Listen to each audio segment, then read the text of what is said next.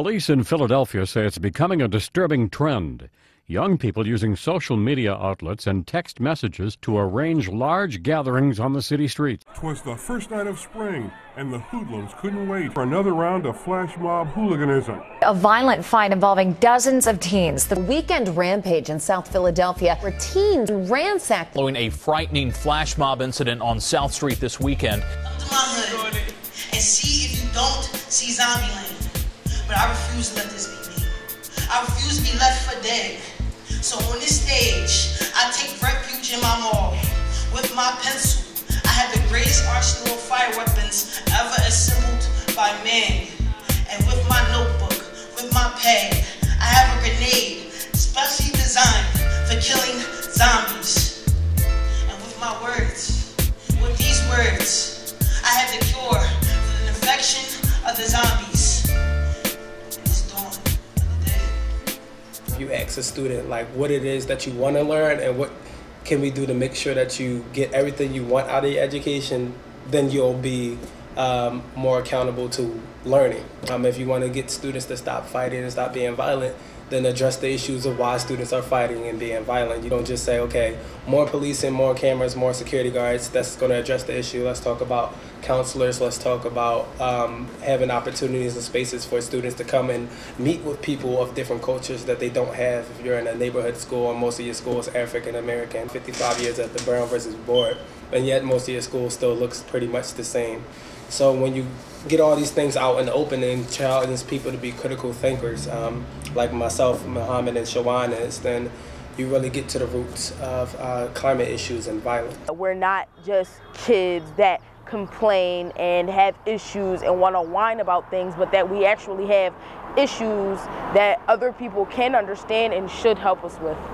First of all, as adults, we have to learn not to be so confrontational.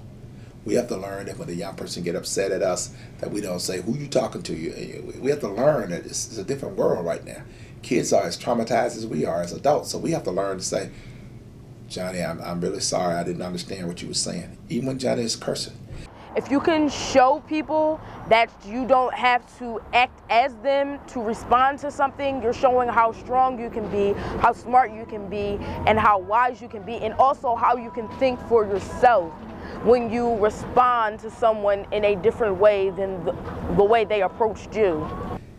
We're trying to make children more of a, not a criminal, but more of a breathing participant in a global society where they feel free. Criminalize them and they act criminal. And that's just the way it is.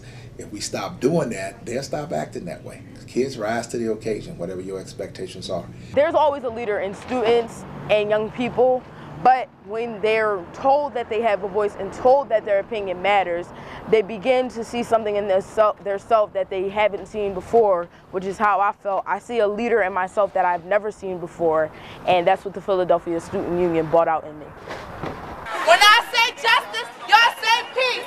Justice, peace, justice, peace. When I say justice. We would like to invite you to make the following commitments.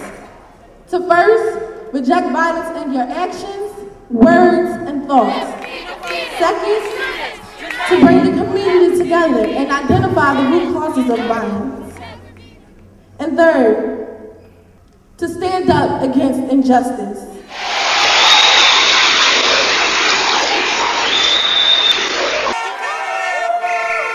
So what we see in schools is we see that there are schools that are underfunded, wildly underfunded. We see schools that don't have enough qualified teachers. We see schools with like 70% teacher turnover rates. We see schools that don't have enough guidance counselors. We see schools that look like prisons, security guards with guns in the school. We see metal detectors. We see bars on the windows, right? So what we're saying is that all of those things are actually examples of structural violence. And you're never going to really be able to address that interpersonal violence without addressing that structural violence. So how do we make schools into places that are healthy and positive communities, where everybody's voice is respected? If we hold that up as our goal, this idea of community building, then we can't go wrong. As long as we keep that ideal in focus, then we're going to be moving in the right direction.